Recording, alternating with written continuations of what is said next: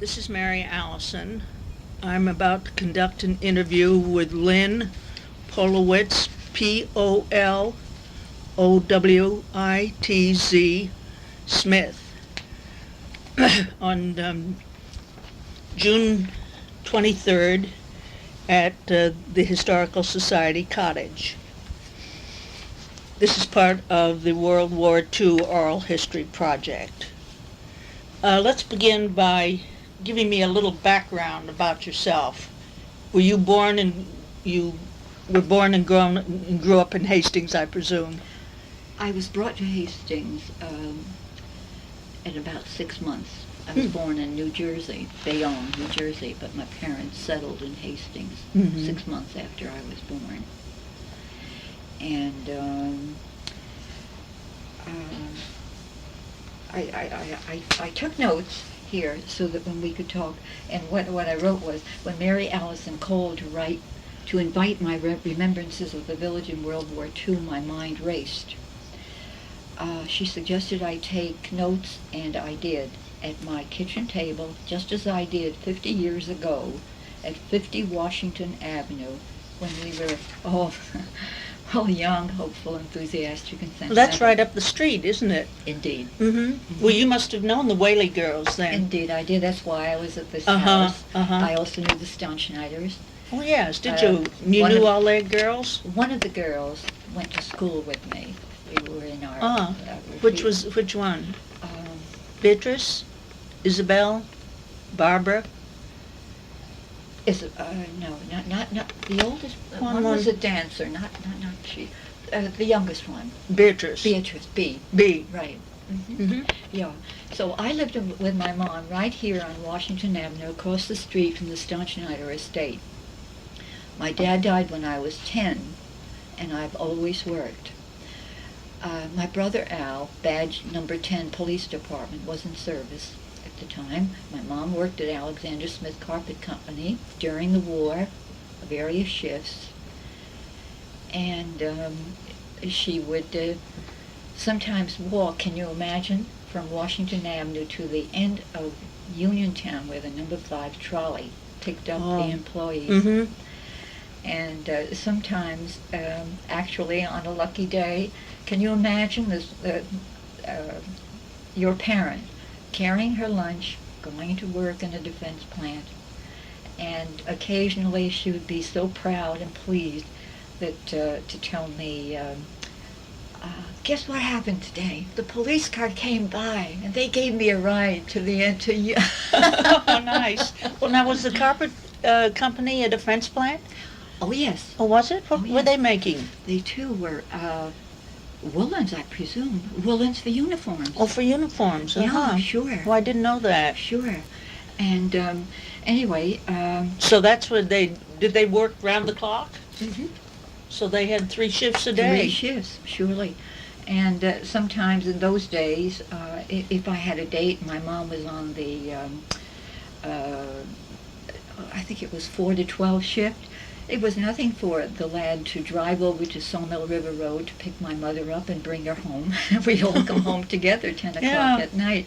My mother would be so proud that the police department where my brother worked was so helpful. Oh, yes. Well, particularly in the winter. That would have been a long walk. Indeed. Otherwise, and there are numerous residents of Hastings who worked at the carpet shop, too. They would have to take the bus from the corner of Washington Avenue to the old Rock House area, where a number 1 trolley would meet them and take them to the Getty Square area, where they in turn would transfer to a number 6 trolley. So it was a long ride. Yes, it was. It was a long ride. So I lived with my mom, and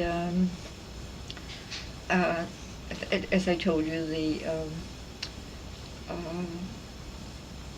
I was talking about the lot. And anyway, it was 50 Washington was an apartment house. We lived on the 2nd floor across the street from the Staunschneider house. The Malella family, all their boys were in service. Now, how do you spell that? Malella, Mellella. All right. They were our immediate neighbors right across the way. Charlie, John, Patsy, all of the World War II honor roll. Steve Selenick, Lefty was his nickname. Selenick, that's S, spelled. S with his S as in Sally, Alenik, lived upstairs. And next door in the Burachowski house, Burachowski, Buraczzewski, were Frank, Joe, and Stanley. And everybody knew everyone. There were Russian, Polish, Slavish, Mrs. Malella, Italian. And my mother, in her own nice way, used to say that, Mrs. Malella, she's such a nice fella.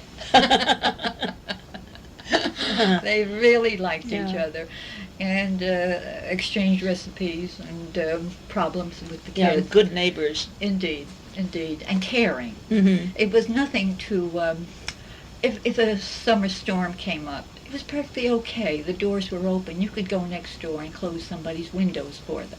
And Very it was nice. much appreciated. Yeah. And on the second floor,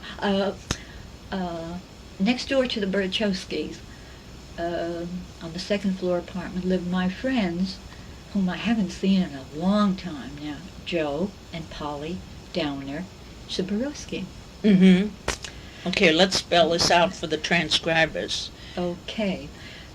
Downer or Zaborowski? Maybe do both. B as in boy, U, R for Rover, A, C for Charlie, Z for Zebra, EWSKI. That's Frank, Joe, and Stanley. And their family owned the house, and on the second floor lived Josephine, Joe, and Polly Downer Zaborowski, Ciborowski. This is important to show how it was in those days. We all knew each other, the doors were open, the recipes, the food, what's for dinner. Mrs. Selenick upstairs, Lefty's mom, loved leg of lamb on Sunday. And she liked it because on Monday night you didn't have to cook anything. You had plenty left over. Sure. That's the way it was. Well, that's the way I cook, too. Everyone knew everyone, and we were all comfortable and understanding. And rivalry for us kids was really almost zilch, as the young people would say today. Maybe on the Hastings High School gym and the basketball games and or the baseball games at Reynolds Field. Lefty was very good in baseball. And Andy Kulikovich, basketball. These are all names that I remember and faces that I've been remembering. Now, what decade was this? Prior to the war. Would have been the late 30s?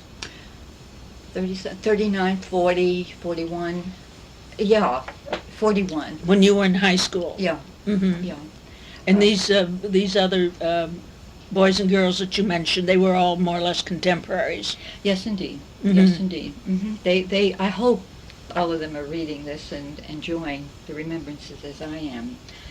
And on summer afternoons, there was a huge tree in front of 50 with a bench, and a lot of the older people would come and just sit and talk and rest, because most of them worked. If not in when the war began, they did domestic work up at the manor, but there was no difference. We all knew each other from school. There was the Uniontown and the village and Shadow Lawn, and but my association on the paper brought everything together for me. Mm-hmm. So everyone recognized and knew each other. Mm-hmm. And then it was a good feeling. Then on December 7th, Pearl Harbor is when things changed. What were you doing when you heard the news? Oh, that's a good one. You won't talk about truth and fiction. I had a date that night with a fellow named, I won't tell you his last name, his first name was Frank. He was from Irvington. And we were headed, my date was not a personal thing, he loved horses. Mm-hmm. And he had 2 or 3, I think, on the estate where his dad worked in Irvington. And I was going to go over, Frank picked me up, and I was going to do a story on his horses and his love for the equestrian. And Frank had dinner at our house. My mother made some Russian stuffed cabbage or something like that. And then we were headed for Irvington, and the blackout occurred. And the police officer stopped us at the corner of where Farragut Inn, Mm-hmm. in front of the VFW, Yes. and told us that's that Spring Street corner. And of course the village was in total black darkness, and we were told by the air raid warden, who was already on duty, that we had to backtrack. He allowed Frank to take me back home, and for him to come back, and he would allow him to pass through. So the air raid wardens were appointed even before Pearl Harbor? I'm saying air raid warden. It may have been a police officer. It may have been. I think it was they had auxiliary police at that time. Mm-hmm. Now, apparently, no, of course they didn't have air raid wardens at that time. No, but we were turned back. Uh-huh. We were turned back, and I remember. I'm sure it wasn't auxiliary, because I remember the blackness and the white band on the officer, Mm-hmm. on the officer, and that was exactly what we did. Well, how did you hear about Pearl Harbor then? He told us. Oh, the auxiliary policeman. He told us. Mm-hmm. And what was your reaction? At 19 or 20, oh my God, is everything okay? The village is dark. So I went home and stayed with my mom. The house was in darkness. Did you listen to the radio and try to Indeed. get more information? We listened to the radio, and we heard the reports, and all we knew was that Pearl Harbor had been bombed. And Frank went home, and he went into service eventually. I never saw him again, but although about after the war, I was on a train. I was commuting to New York. I was on a train getting off at Hastings, and who should reach out into the aisle and take my hand but Frank. Oh. And this was 2 or 3 years after the war. Mm. Well, not 3 years, but soon enough to know that he was a veteran, and all I could think of was, Frank, hello, how's your horse? And needless to say, I never saw him again. Uh-huh. I hope someday he reads this and knows that I think very fondly of him and the horses that I never met. Isn't that funny? Yeah, it is. Well, now, what was the reaction of your family and neighbors when they heard this terrible news? Shock. Every mother was worried for her son. I think some of the young men were worried, scared, apprehensive, of course. But it was indeed the beginning of all kinds of shortages. And I was working, as I told you, for the Hastings News, and of course the war meant a great many things on the paper too. So I felt like I was very much a part of everything that was happening, Mm-hmm. because everybody who kept in touch with us, Now, of course. with your group of friends, were they aware that this was coming? Had they followed the war in Europe, for instance? Were they aware what was going on in Germany, in France, Belgium? I'm hesitant because I'm going to say no. If we were, we didn't talk much about it. We didn't worry about it. We were we weren't newly out of high school, so we weren't taught anything that we knew. We probably heard at home.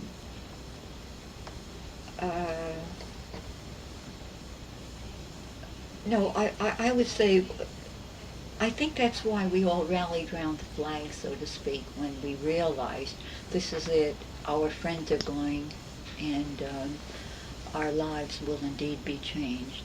And that was shown subsequently with the gas shortages, the food stamps, the paper and scrap drives, Anaconda in Hastings, Habershaw in Yonkers.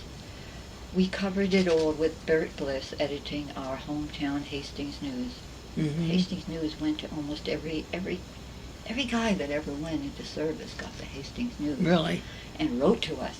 Hmm. And I handled a lot of those letters and carried them in my this and that column. I love being a part of being in touch with somebody who was, even then I realized that we all look for the hand held out, somebody that you can talk to, and as surprising as it is, the newspapers give news, but I'm known for keeping a confidence too. Well, did you know most of the fellows? Almost always, almost all. Mm-hmm. Because again, as I say, our wonderful relationship, the Hastings schools. When you go to Hastings High, you know who lives up at the Manor, who came from Uniontown.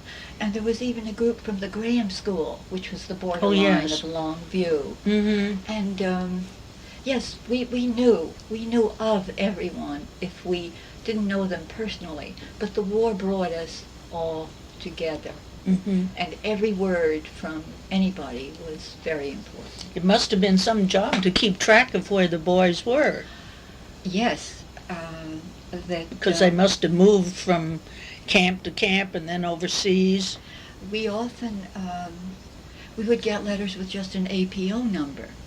Yes, that's right, And yes. you just knew that somebody had moved, but they couldn't tell you where they were. Mm-hmm. But apparently the letters were censored because they couldn't even say, well, this is... I think Alaska was the only place that we knew somebody was definitely stationed at. Mm-hmm. Only because it's so cold and I can't wait to get home, or that kind of Let's thing. see, APO, that meant Army Post Office? Yeah, APO number so-and-so. And we covered it all with Bert Bliss editing. Kurt Ladd, who was... How do you spell his last name? Ladd, L-A-D-D. Double D. Mm-hmm. He wrote sports. Oh, many people in Hastings will remember Kurt. He passed away. I think he was in poor health. But he was a very handsome Irish fellow. Hmm. Very handsome. He wrote the sports. I did my column in social activities. The women's club was very active. The garden club section. The Zinser family. Which family? The Zinser. Oh, the Zinzers. From the Zinser family. Mm-hmm. Everybody either opened their homes to visiting when the fellows came home on leave or furlough. They entertained, or somebody would have them at their home. But the fellow that came home was greeted by everybody. Mm-hmm. You just didn't pass somebody in uniform on the street. Hmm. I get teary when I think of it, but it was such a... We really felt close. We felt very, very close to each other. Mm-hmm. And I think maybe my working on the paper opened me up to a lot more vista than somebody who was confined at home. Oh, I would imagine so, sure, because you saw lots of people and heard from them, and there was a collective effort for the all around the town, and again I'm going to say Riverview Manor in its own way. The firehouse up there, they put on shows, and there were bond drives, and Uniontown had, and there was, I remember Steve Matichik, wherever he is today. I remember him very well. In Hudson Heights, Charlie who was Steve Matichik? How do you spell his last name? M from, as in mom, A, T for Tom, E-Y, C-H-I-K. You don't have to use these names, but I mention them because we used to write to them. Hudson Heights was Charlie Vero. Charlie who? Vero, V-E-R-R-O. Yeah. And there was, you have the Slavens in the last paper. The Uniontown had a wonderful representation, I thought, too. These were the men that went overseas. Mm-hmm, mm-hmm. We had a Hands Across, I'm calling it a Hands Across the Sea program with our English namesake, Hastings, England, where we sent care packages. A woman from La Barranca was very instrumental. I don't know her first name, but her last name was Francis, F-R-A-N-C-I-S, Francis. Francis. And she organized the Hands Across the Sea program? Mm-hmm. It's the La Barranca, and it's no more. It has a different name. The apartment house is there, isn't it? Is it still La Barranca? Yeah. Yeah. Yeah, it's still there. Yes. Yeah. She was instrumental in that particular group of persons that were helping Hastings, England. We had very close association, lots of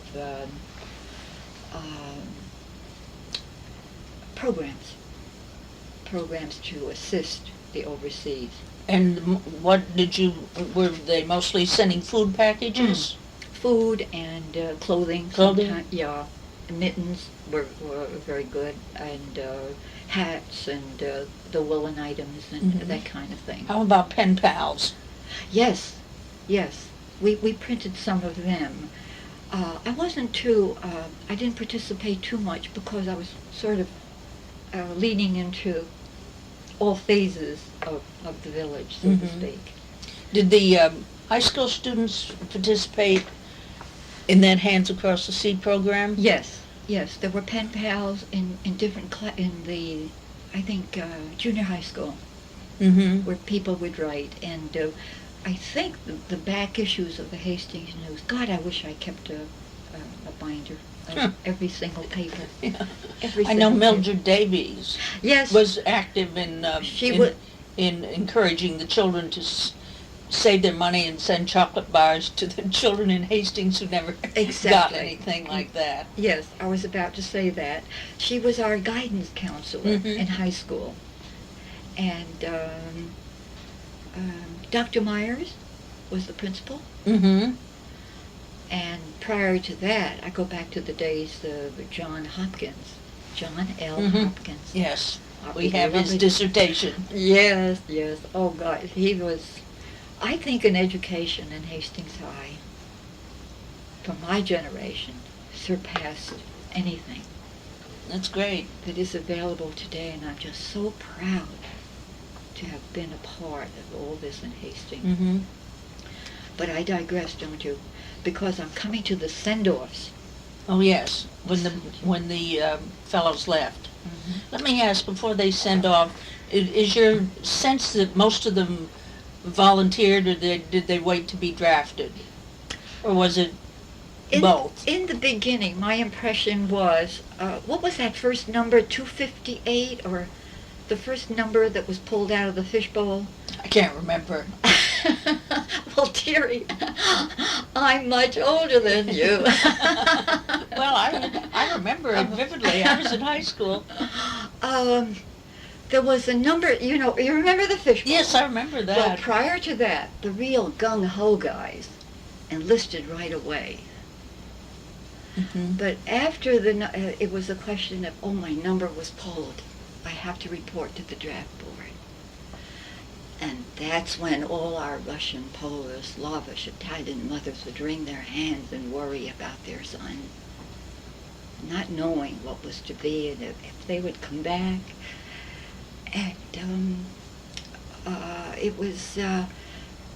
it was heartbreaking, and yet it was, to us, at that stage in our life, it was exciting. You were part of a panorama, something that was happening all over the world, and we were a part of it. Good old Hastings-on-Hudson, we were a part of it. And, no, I would, in all honesty, I think the average male waited to be called after they, I must look up that fishbowl background so I could speak more knowledgeably about it. Well, of course, they wanted to finish high school, I imagine, before they went into the service. Some lied about their age. There was one or two in Hastings that went in real early. Real early. So they didn't finish their high school education. No. Do you remember where the draft board was? I don't know why I'm thinking Whitehall Street. No? In New York, but I think Yeah. Jim Slavin said that he went up to Dobbs Ferry. Perhaps. I only remember the send-offs, and they would board a bus. Okay, well, tell me about that. Now, would the whole group go together? Indeed. Yeah, all these men who had been picked in accordance with the, I'm sure it was, the expression was fishbowl. Their numbers were called. I think they said the consecutive numbers from so-and-so to 158 to 877, and that would encompass the entire county or whatever. I'm not sure. I'm not sure. And the send-offs that I participated in, and the young girls would, there would be a bus, lots of times driven by, was it Happy Halloran? Do you remember a bus driver by that name? He was a school bus driver, but I've seen the name. Yeah, Halloran, Halloran.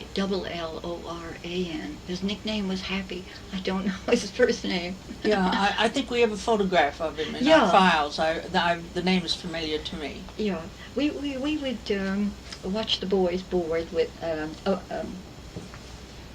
sort of, well, not reluctantly, but board the buses, and as I say, exciting, sad, mixed emotions as we watched and waved the recruits.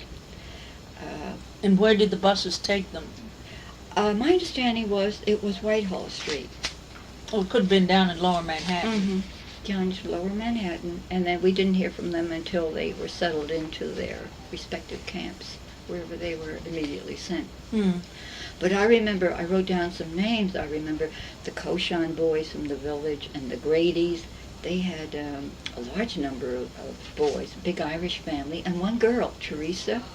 They lived, the Grady's lived down the corner of Washington Avenue in our neighborhood, just down the street from here. And the Moskowitz family. How do you spell that? Moskowitz, M as in Mary, Oscowitz. Okay. And the Kolakovich boys. What was that name again? Kolakovich, Kulakkovich. Andy and Michael and Bill. And the Warpace, Mike and Paul. And the boys left in these groups, as I explained, and I'm quite certain that it was Rotary. Some official from Rotary would, and maybe the mayor would say their farewell to them and wish them well. And they were given care packages, so-called care packages, little things, you know, the shaving and the Toothpaste. yeah. Where did the bus leave from? Do you remember? Down in front of the VPW or the high school, or? No, from the Warburton Avenue Bridge is where we, Oh. Yeah, I walked down from the Hastings News office to see them, and board, and as I say, lots of mixed feelings as they left. So And- there would always be a crowd would gather to send them off? Oh, indeed, sure. Sometimes the parents. And looking back, it was hard to take, and yet it was easy to take because we felt, well, this is it. We have to do this. This is what we're doing. There was, if there were any conscientious objectors, they were pretty, and there were, but they didn't call them that. They had other names for them. Such as? But it was a kind of a moot point, because, in all fairness, I must follow that statement with, if a fellow was left out of service or rejected, invariably he was a part of the war effort in some other way. Everyone either worked at Anaconda particularly, or Habershaw. What did Habershaw make? Phelps Dodge made wire and cable. They were instrumental in making this very important underground cable to Russia. I worked there, but that's a whole different story, which I'll tell you about if you want to hear. Yeah. I started a newspaper. I was asked to. And many Hastings people. Oh, yes. So this went to the men and women in service. 1,500. 1,500, my goodness. 1,500. And how often was it published? Once a month. Yeah, Habershaw News. Do you remember the Mitchell family? I'm not a native Hastings person. Earl Mitchell lived on Ballard Avenue. I went to school with his daughters, Phyllis and I don't remember the other girl's name. Mr. Mitchell was the executive president of Habershaw Wire and Cable. This first issue is I started Paper Without a Name. We had a contest to name it. Of course, we wound up with Habershaw News. I worked with a PR agency. But, yes, many people worked there, and that cable to Russia was very, very important. What they did was they made this cable, and it went directly from the machines after the testing out onto a barge that waited. And this cable was prepared to travel to its final war destination. Did this cable transmit messages? Very important. Yeah. I put pictures in the paper of the cable in use with Hastings people who worked there. Now this was in Yonkers. This was in Yonkers, this factory. It's Habershaw, Habirshaw. Phelps Dodge Corporation. There were several Hastings names that worked there, women. Here's Anne Zaremba Eifrate. Her husband she married Nelson Eifrate. She worked in the office. And Mary Bartko worked on the paper with me. The firm had 4 plants, and one was on Selma River Road, one in South Yonkers, and one at the foot of Point Street in Yonkers. And anyway, can we go back to the post office? Yes, yes.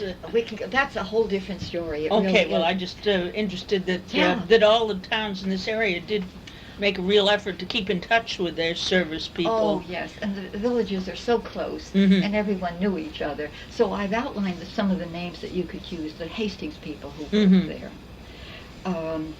We had,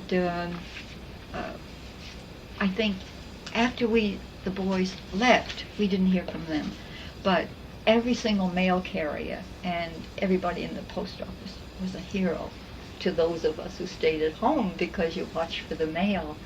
And we had something called V-mail.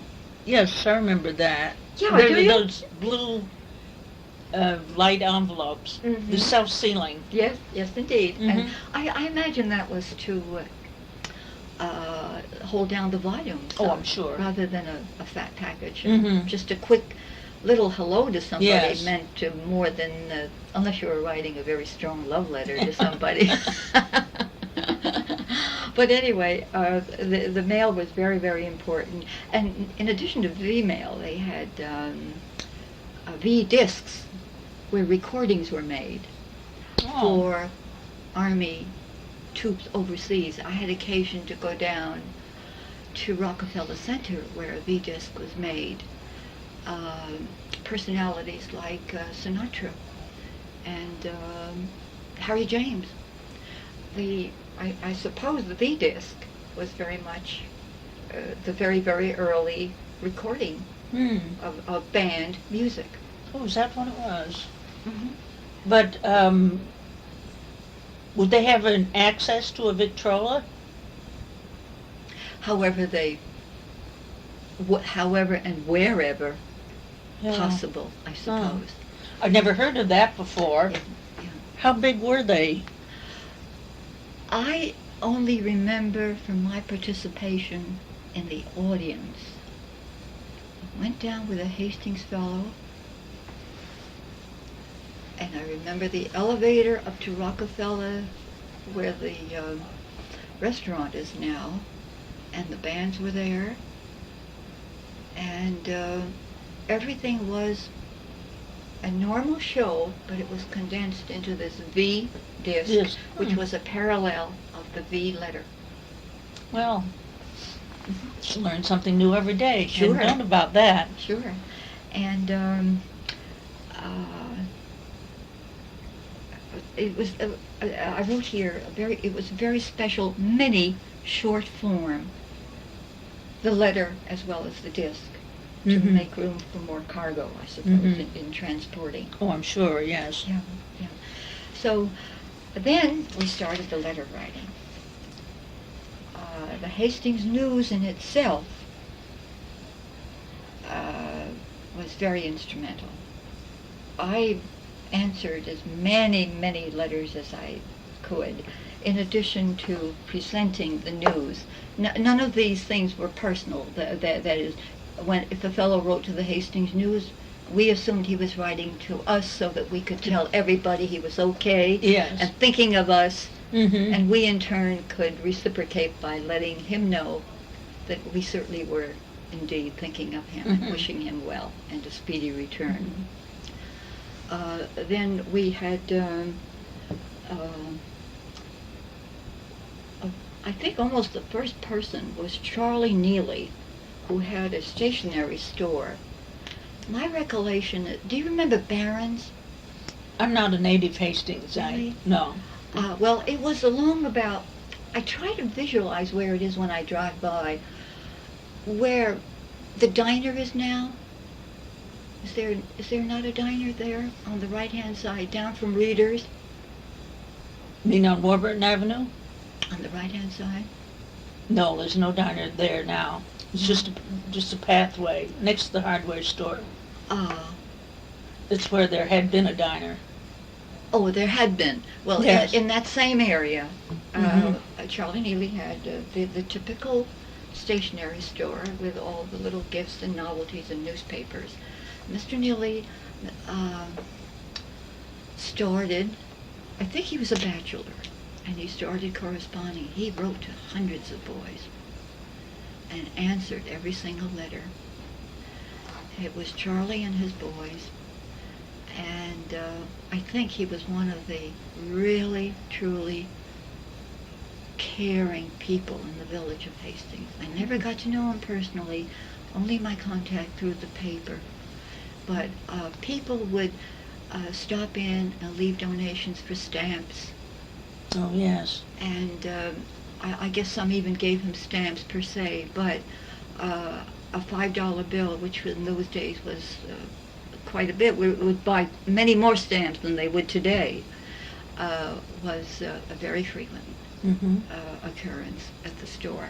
Well, now, Dr. Todd Mm. did a lot of correspondence, too. It was not Dr. Todd so much as Hanford C. Todd, Son. his son. He was an architect, a bachelor. Actually, Harry Todd was the basis for the South Side Club. Oh, yes. A group of these boys that lived down around the village, around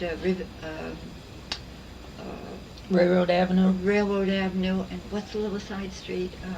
Spring Street, No, Washington Street. down off Washington on the left. I can't, Factory Lane. no, below that. Above that, because below that is the track, right? Southside Avenue. Well, anyway, boys from that particular area would gather. Harry had a garage. His dad had the drugstore, and Harry kept his car in the garage, and the fellows would all congregate. They all learned about cars and driving, and it was like a nucleus. My brother was a good friend of Harry Todd, Mike Warapay, um, the Kennis boys, um, the they would all swim in the Hudson River, go down to the point, but they would all gather. It was a gathering place. Harry owned a place in Connecticut, and would frequently take them Yes, I've heard about that. for the summer. Mhm. And as a result of that, I had been there. I had visited, and one of the things I remember about he called it his camp. He actually had a maple tree growing through the roof of his camp. Huh. And it was the experience of the boys and wanting to keep together and stay together and be this nucleus that formed the South Side Club. Mm-hmm. And Harry also corresponded. I have a copy of the South Side News where they write about, uh, if you want any more information about Harry, he was a member. I cut out his picture because I sent it to Florida, where he subsequently retired. Yes, I Do you remember that. Do you? Mhm. Good. Okay. So between the Hastings News and that, and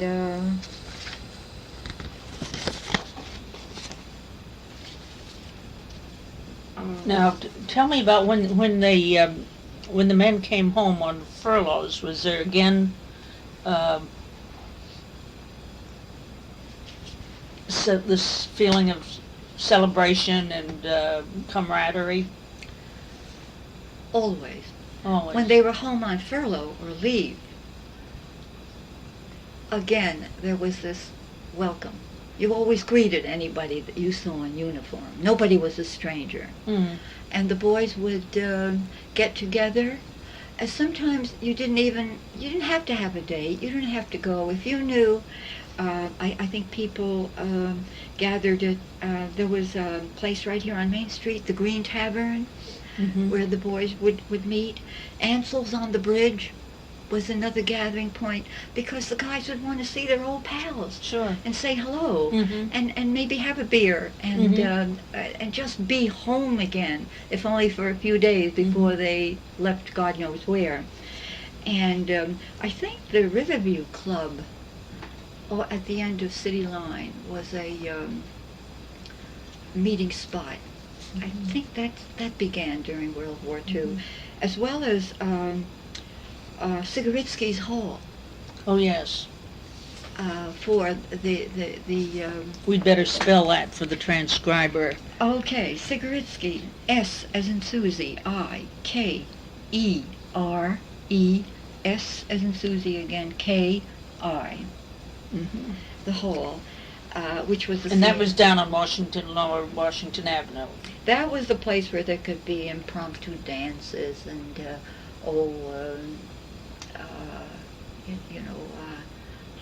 they would pull out a name and say so and so is home, and he'll be there, and the Kennis boys maybe would be home, or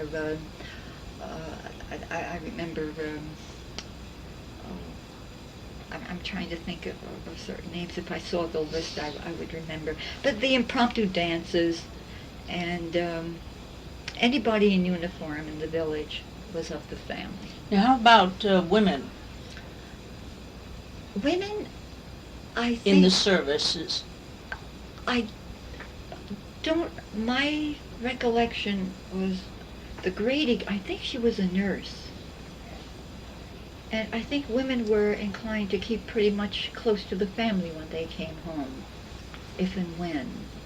But that's interesting. I never gave it a thought. Mm-hmm. You see? Well, in that list that we carried in the last, there were 23 women who also Really? were on that list. Yeah. And I've looked up a number of them in the phone book. They're not there. They're probably all married by now, so it's going to Yeah. be kind of hard to track them down. Oh, isn't that interesting? I would love to talk to some of them. I only remember the, yeah, Miss M. Polovchik, for instance. Miller, I believe. Miller. I think she was a nurse. Most women either went into the Air Force or were nurses. Now, I'm just reaching out for that. I strike that out. You don't remember corresponding with any women? No. I wish I had. Mhm. I wish now that I had.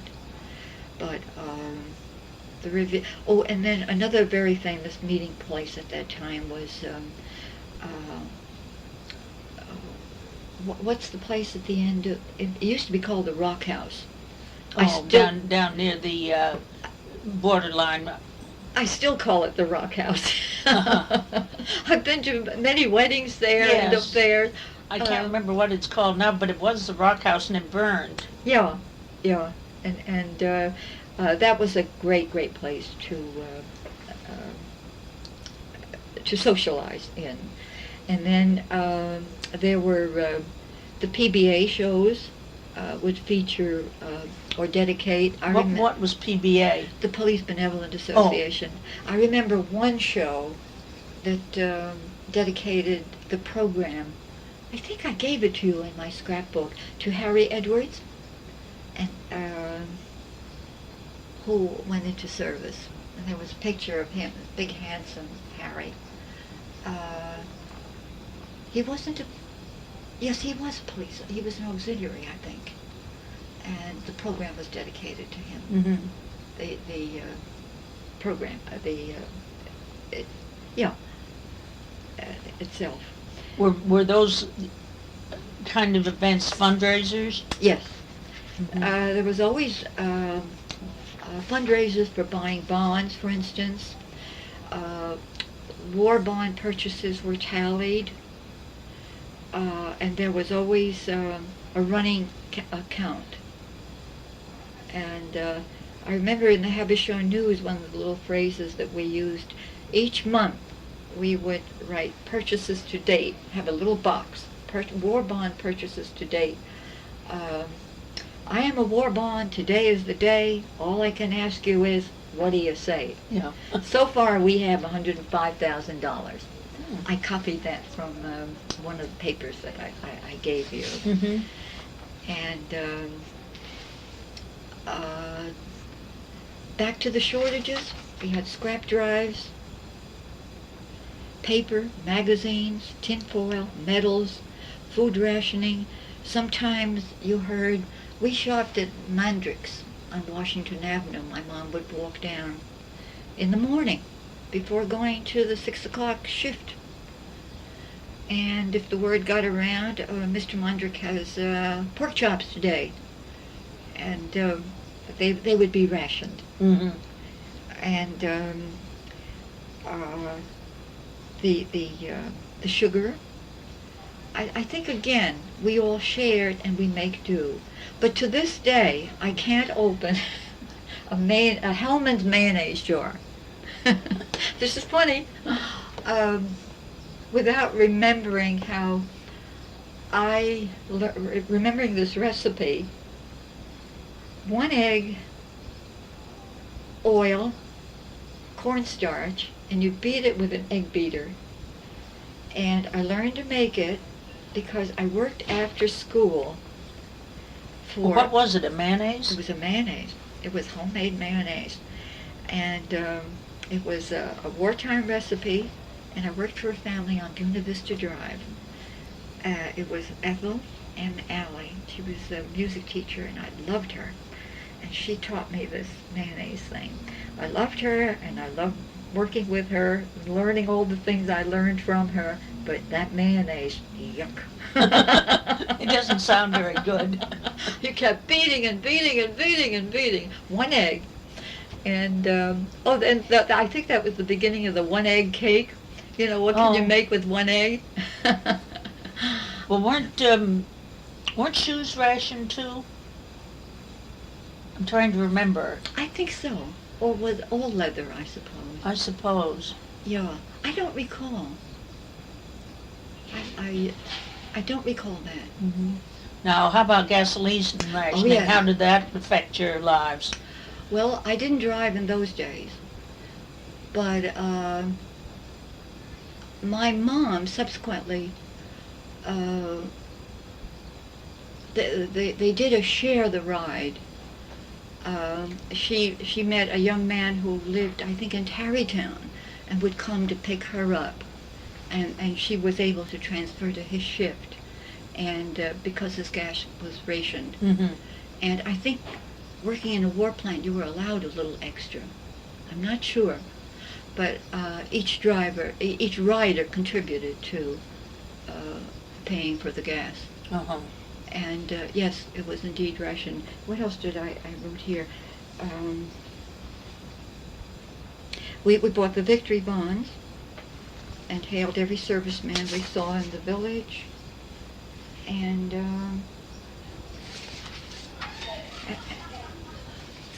Was there any kind of a black market that you were aware of?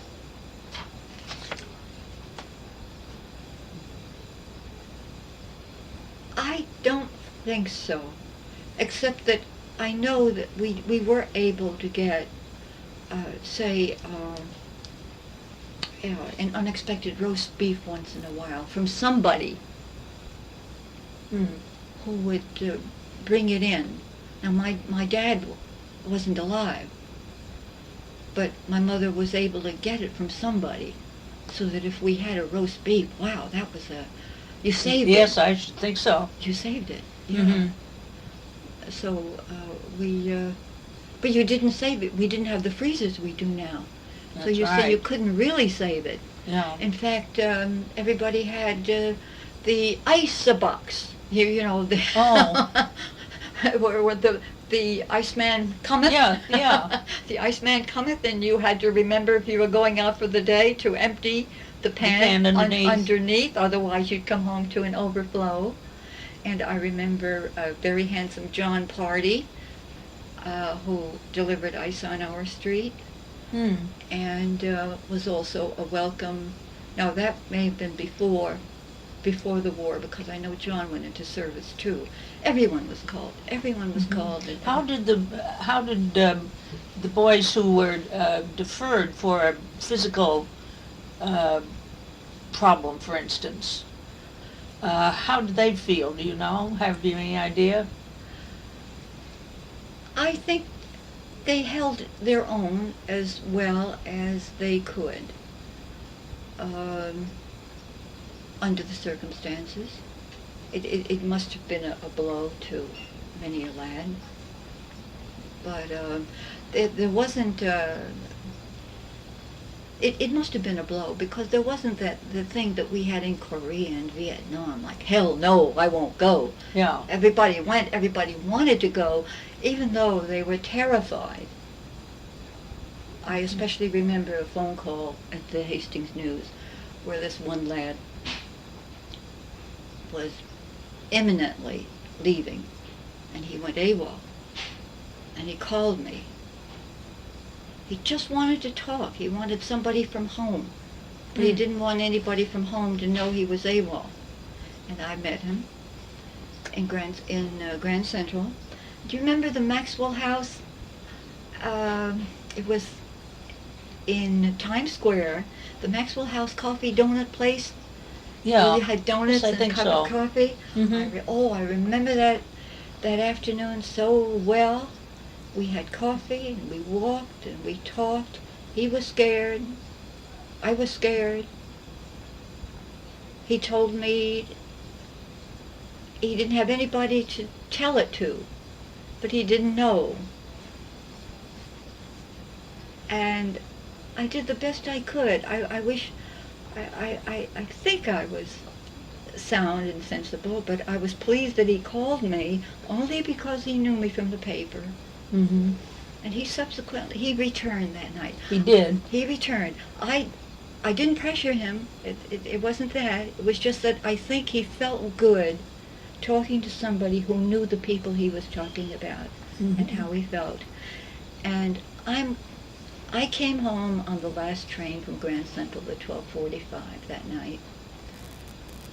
And subsequently he came home, and I had no need to tell the family what he told me to tell them. But he did go ahead and fulfill his obligations. He went AWOL. He was AWOL that whole day. And that was nice, I thought. I felt good Oh, I'm sure. that somebody trusted me enough. And it wasn't that it was a neighbor or a close friend or Mm-hmm. just somebody that we each respected. Very good. I loved that. Yeah. And wherever he is today, I just hope. Mm-hmm. I'm just so happy. I would love to give him a hug right now. You know. Yeah. Well, now, how tell me what happened at the end of the war. Well, I wasn't here during all this. Of course, the war in Germany ended in April Yeah. 45, and then in August, the Japanese surrendered. Mm-hmm. So there really were two celebrations. Mm-hmm. I was in Augusta, Georgia then.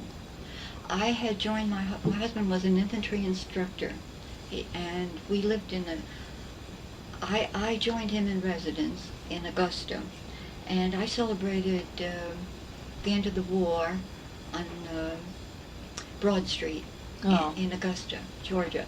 I subsequently, after the Hastings news, I want to tell you about Habershaw. While I was at the paper, I asked Bert Bliss if I could do a column on how it feels to work in a war plant. And I wrote these notes this morning, and I asked him, and he agreed. And so, with his approval, I applied for work at Phelps Dodge, Habershaw, and Yonkers. Cotton winding was where I was sent. It was horrible. It was hot, smelly, noisy. Rows and rows of huge spools of very colored threads that would be part of the insulation of the heavy wire and cable that was produced by the firm. That was sent after inspection all over the world. It was very important work. It seemed mundane, and many Hastings men and women were employed there, and some left directly. Some Hastings people left directly from service when they were called, even out of the war plant. They didn't give them the status of. They took them. So what we did was. It was so horrible, and you had to watch these things, and while they look great when you're watching a video of it, the damn thread would break. You had to knot it precisely. You had to stop the machines. You were halting production, and we had to wear. That was the beginning of the pants era, and we girls had to wear our hair in a kind of a snood. They called them snoods, S-N-O-O-D. Yes, a kind of those. Yeah, it was like a sort of a glorified hairnet, really. Yeah. To keep your hair so naturally for safety. And they looked awful. And it was hot. And just about the time, I think I worked about a month, and I wrote a couple of columns for Bert, Mr. Bliss. And much to my surprise, I was called to the office of Earl Mitchell, this man I showed you in the the editor, the executive president, and Mr. Mitchell told me that they were going to have a PR firm come in because they were working toward the Navy E. Mm-hmm. And I was going to ask you if they ever earned a Navy E. Oh, indeed, many. Oh. Right, and that was the beginning of a whole new career for me. The way it started was that Bert said, yes, I could continue my column, but in starting this publication and mailing it out, then I had a whole new list of men to write to. 1,500. 300. 15. 1,500. Each month. And Mr. Bliss got the print job, which was great. And I was the editor, could work anytime. So as I started to say, I could work any hours, so I would work till 12, from 12 to 8 a.m., or 4 to 12, or 8 to 4. It was my job to be a kind of a PR person. I was allowed in any department, and I watched this cable being built, and that's how I knew about the barge off the on the riverfront. And You didn't put this out all by yourself? You must have had some help. I did. This Did is you my really? crew, and one of my crew was Mary Bartko from Hastings. She worked in the plant. I did the whole thing. And there, I saved for you. We had a Hastings boy, Steve Sanita, who was in the K-9 group Oh. with the Army, as well as there are numerous Hastings names. Some of the older men whose sons were in service worked in Habishaw, as well as Anseremba, as I told you. So just as I had thought, my God, what did I get myself into, working in this plant, hot, sweaty, stinky, and we started the paper. And I did it for over a year. That's our anniversary thing. Yes, I saw that. And then my husband was told that he would remain the infantry instructor in Camp Gordon, Where was that? Augusta, Georgia. Oh, that was one in Georgia. Yeah. And I joined him in residence. So when the war ended, I wasn't home. I see. And you were still there in August? I celebrated. So you weren't in Hastings at that time? No, but I was glad to. I was told about my brother's honor winning the Soldier's Medal for heroism, the rescue of 4 members of a bomber crew at Camp Hahn, California, but I was not home. Mm-hmm. I wish I had been. But, yes. That was how it goes. Mm-hmm. But as I tell you these things, as you can see, I'm mixed with emotion. My mind was reeling all the whole evening. All these names and remembrances. Where are they now? How are they doing? Mm-hmm. I'm just. How did the village react when to a death? There must have been some. I know that some of the service people were killed. Yes, I'm remembering Warren Tabor. Does that sound familiar No. to you? How do you spell his last name? T for Tom, Aberer. Mm-hmm. I looked this morning.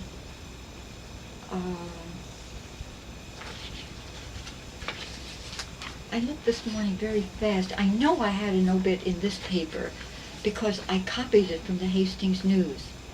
Mm-hmm. I think he was with the Air Force. Tabor. Mm-hmm. Is he not? Where's our honor roll? In here? Yeah, under the T's. Yeah. I think so. Yes, Warren. Yeah. Warren Tabor. So he was killed in action? I remember. I didn't know him personally, but it hit Hastings very hard. Hmm. And we could find something out about that.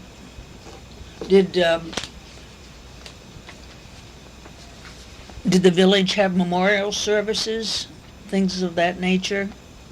I believe so. Mm-hmm. Yes, I believe so. You didn't cover any of those? No. I was already in. I was here in Yonkers. No, I didn't. Mm-hmm. I didn't. But I know I got the information from Bert Bliss. Mm-hmm. Well, now, let's just get the date straight. When did you leave Hastings News to go to Habershaw? Remember?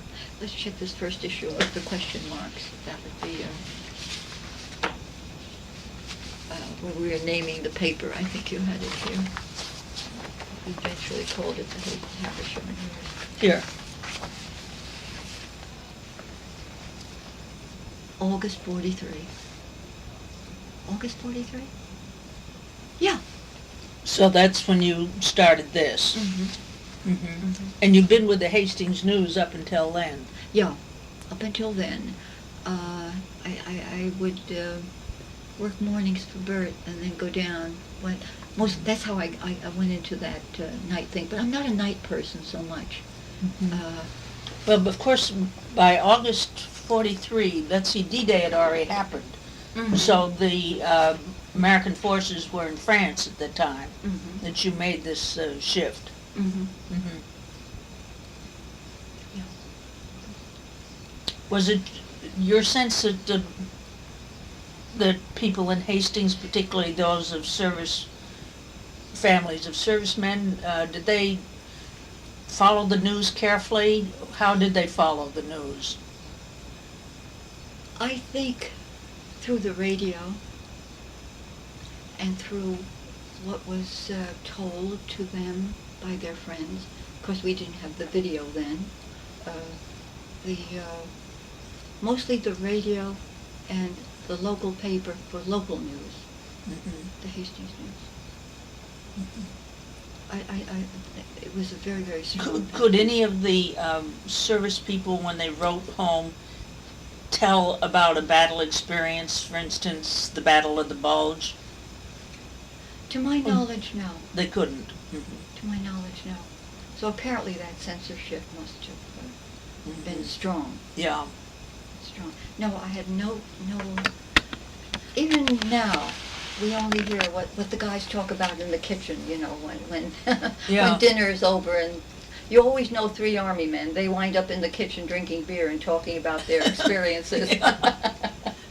So that's how you learn about what went on. What the battle was Yeah. was like. Okay, well, let's see if I have anything else I should ask you here.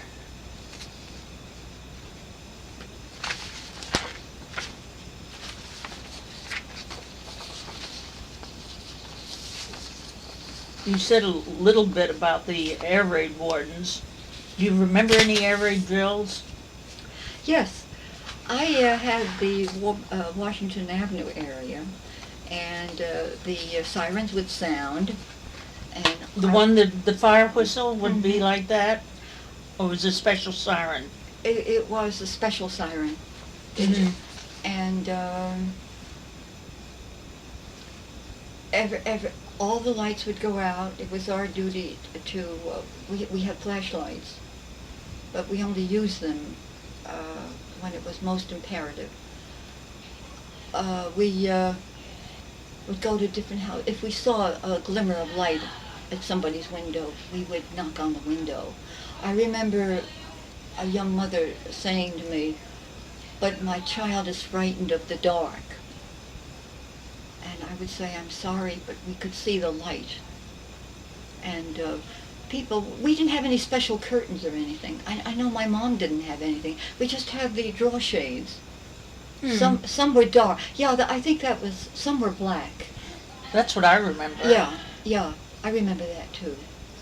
But otherwise, and many a time, I remember my mom said she would just sit out on the porch and maybe talk with Mrs. Malella or somebody. But everybody was just, well, thank God this is a drill. We hope it's a drill. Mm-hmm. And we would be told to listen to the radio. Mm-hmm. Was there any fear here about the river being an access route of the enemy? For instance, were there any submarine? Were people afraid of submarines coming up the Hudson? To my knowledge, no. I think the one thing I was aware of, to this day, I could visualize the troop ships going on the Hudson, silhouetted against the Palisades on an early morning. God, that was good to see. Yeah. That was such a good Where sight. did they go? I don't know. Up the line, I guess. To this day, I don't know where, but many a troop ship. And you would see the boys. You could, you could see the hordes of men, the really large numbers. Did you see them leaving too, or just coming back? No, just coming back apparently. Yeah. Oh, I wonder why they went upriver. That would be interesting. Was there any imminent fear of air attacks? Did you feel that was it something people worried about? Not really. I think we had the feeling that it was all over there. It was in England, and that's why we were helping England. And it was in Germany and in France. But no, it couldn't possibly happen here. But you still prepared just in case. True. But people did take it seriously if they did abide by it. Very much so. Very much. Now, how about the headlights on cars? Where I grew up, I remember the top of the headlight was painted black. Yeah. So that you only half the light. Half dim, yeah. Yeah, was that true here too? I don't recall. You don't recall? I don't recall. I wasn't driving then. Yeah. And if you had a date with a fellow with a car, wow, that was really nice. Otherwise, you took the trolley car, to Yonkers to see the movies. Well, it sounded like there was a lot of community activity that went on and that you amused yourselves, too. Yeah, we would have these dances at skis. We called cigarette skis. And it was Sentimental Journey, Stardust, Benny Goodman, Harry James, that kind of thing. And there was I must say this, there was many a wedding planned because a fellow had furlough, and he was home for 10 days. So you could dispense with the 5-day wait if you went to an attorney and got your blood test. My marriage was like that. My husband had 10 days off, and a lawyer friend took care of the 5-day wait and the blood test. All we did was the blood test. And there was many a wedding. My own wedding was on a Wednesday morning in church. And, I guess we could do a whole story on that. And many a romance, I think, budded and bloomed through this letter writing that we talked about. Oh, is that so? Sure, pen pals. Absolutely. Just as I suppose many romances were dissolved. Yeah. So life went on, and I guess it's like everything else. We did the best we could. But there will never be another time, and we were a part of history, and we didn't realize it, did we? I don't know. I think I was aware of it. Really? Well, I've been interested in history since I was this high, so I was aware that it was a historical time. Yeah. Not that I was so much a part of it, but that I was living through a historical time. Yeah. Well, you see, my mom was widowed when she was very young, and I lived with her, and my brother was in service, and then he was married, so we didn't have I always feel that the father figure is the one who purveys the news and explains and tells and talks, where with my mom it was like, although I didn't realize it until now, payday to payday, and you made the best of everything, and it was nice. It was very nice. It was togetherness. Yeah. Where did your brother serve? He was a military policeman in the Philippines, and subsequently returned to Camp Han, California. And that's where he received the Soldier's Medal. He was on duty. He was on patrol, and he saw the plane fall from the sky. It's in one of the stories. The details. His wife passed away, Martha Sampson, a year ago, I think January. Is your brother still alive? No. No. He died 2 weeks after that situation in the police department. He returned from service in good health and all was well, and he returned to his job. He left as a policeman, and he served as an MP, and returned. And then when this blast occurred, he suffered shock, and he was in the hospital for 2 weeks, I think, and he subsequently died. You know what's interesting? He wore badge 10. He was born 10 o'clock New Year's Eve. And when he passed away, my sister-in-law and I were with him in St. John's Hospital. And I remember the nurse coming in, looking at her watch, and she said 10 o'clock. My goodness. Isn't that interesting? Isn't it? Huh. Yeah. Interesting coincidence. Yeah. Yeah. Yeah, as they say, sometimes a fiction, well, look at today's news. Truth is sometimes more horrifying or stranger, indeed stranger than fiction. Yes. Yeah. I was very proud. He was 6 years older than I was, and he was my big brother. I have a picture of him leading. He loved being on his motorcycle, leading the parades, and he loved being a cop. He was. All the Russian and Slavish women would talk to him because they felt comfortable. Because not that he spoke good Russian, or Yeah. but he was a policeman, and in those days they had respect for the cop on the corner. And have I bored you? Oh no, I found it interesting. Oh, good. I think we've gone through everything pretty well. I'm so glad that you're the one who did it, because I didn't know. But all these notes I wrote on different days after we talked, after you and I talked. I'll be quiet now. Okay. Well, You want this Habershaw thing? Yes, on may I- the south side. may I keep this? All right. Well, I think I will turn this off now, and thank you very much. You're very welcome. I enjoyed being with you. Good.